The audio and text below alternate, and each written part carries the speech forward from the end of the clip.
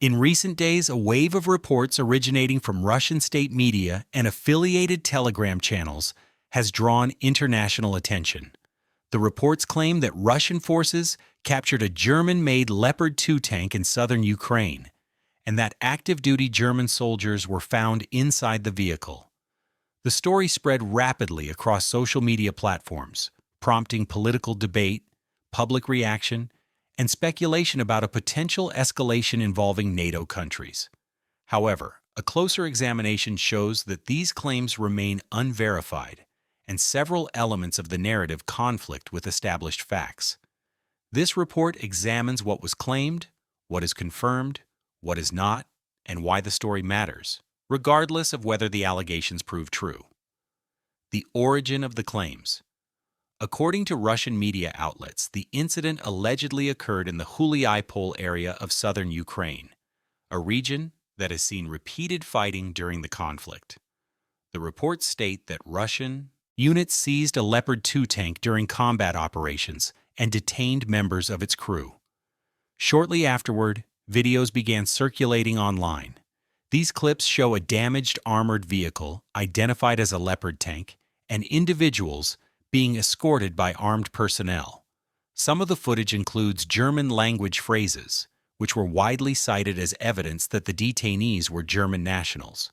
Within hours, the story was amplified by commentary claiming that the individuals were serving Bundeswehr soldiers, implying direct German military involvement on the battlefield. The allegations triggered such strong reactions because they strike at a central issue in the war: the distinction between military support and direct participation. Germany, along with other NATO countries, has supplied Ukraine with weapons, ammunition, training, and logistical assistance. However, NATO governments have repeatedly stressed that they are not combatants and that no Western troops are engaged in front lines fighting.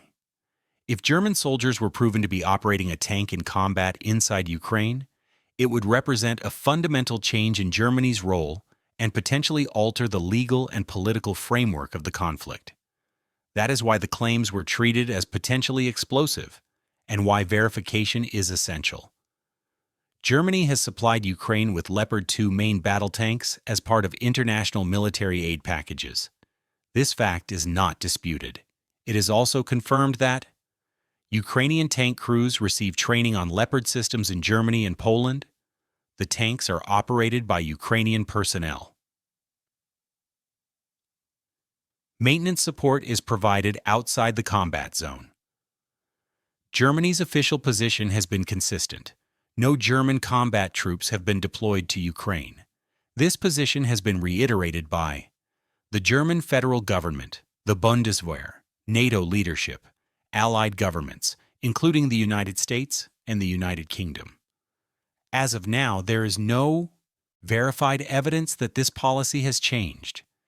Despite the widespread circulation of videos and images, several critical questions remain unanswered. The identity of the individuals shown in the footage has not been confirmed. Their nationality has not been independently verified.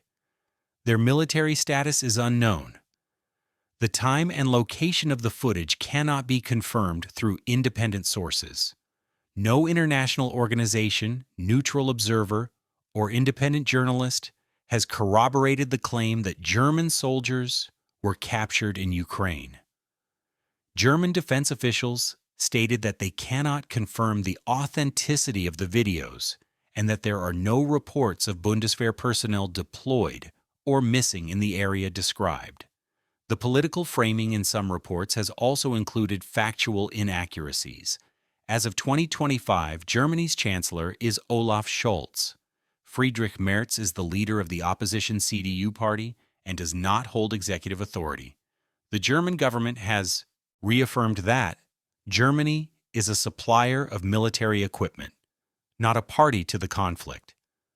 German troops are not participating in combat operations. Claims suggesting otherwise are false and unsubstantiated. Opposition politicians in Germany have called for transparency and verification, but have not presented evidence supporting the allegations. officials in other NATO countries responded cautiously. The United States reiterated that NATO forces are not fighting in Ukraine. The United Kingdom stated that British troops are not involved in combat. France emphasized the need for verification before drawing conclusions. No Allied government has confirmed or supported the claim of German soldiers operating a tank inside Ukraine. Military analysts note that this incident fits a broader pattern seen throughout the conflict. The use of captured equipment, ambiguous footage, and emotionally charged narratives as tools of information warfare. Western-made weapons are often highlighted to suggest direct NATO involvement, escalation by Western governments, a breakdown of declared red lines. However, experts stress that foreign equipment does not equal foreign crews. Language alone does not prove nationality. Viral videos without context are frequently misleading. In previous cases, footage has been misdated, taken out of context, filmed during training or transport, staged or selectively edited. Because of this, analysts urge caution and insist on independent verification. Another notable aspect of the narrative is the use of World War II symbolism, particularly references to German armor and historical memory. Such framing is powerful, especially in societies where the legacy of the Second World War remains deeply ingrained. However, historians and analysts emphasize that symbolism is not evidence. Drawing parallels between modern Germany and Nazi Germany serves an emotional and political purpose, but does not, by itself, prove contemporary military involvement. Why the story still matters. Even without verification, the incident is significant for several reasons. First, it demonstrates how quickly unverified claims can influence public opinion and political discourse. Second, it highlights the fragile balance NATO countries are trying to maintain, supporting Ukraine while avoiding direct military confrontation with Russia. Third, it underscores the growing importance of perception and narrative control in modern warfare. The impact of a story does not depend solely on its accuracy, but on how widely and convincingly it spreads. The strategic reality.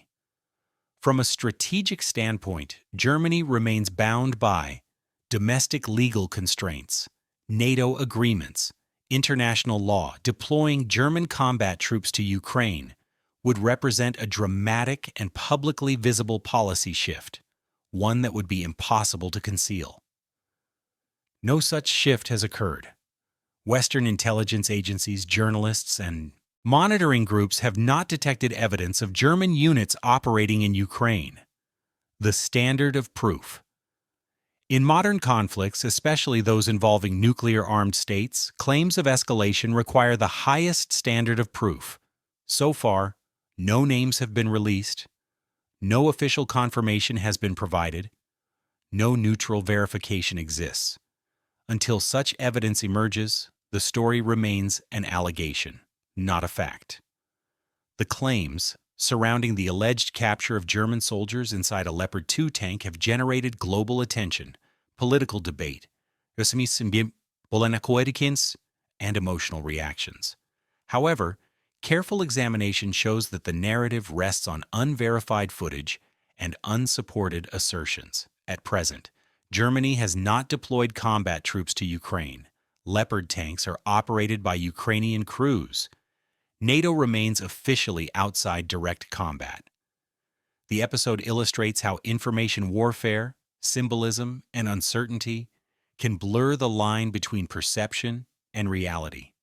In an environment where every image and statement can shift diplomatic calculations, verification, not virality, remains the most critical safeguard. Until independent confirmation is available, the claims should be treated with caution.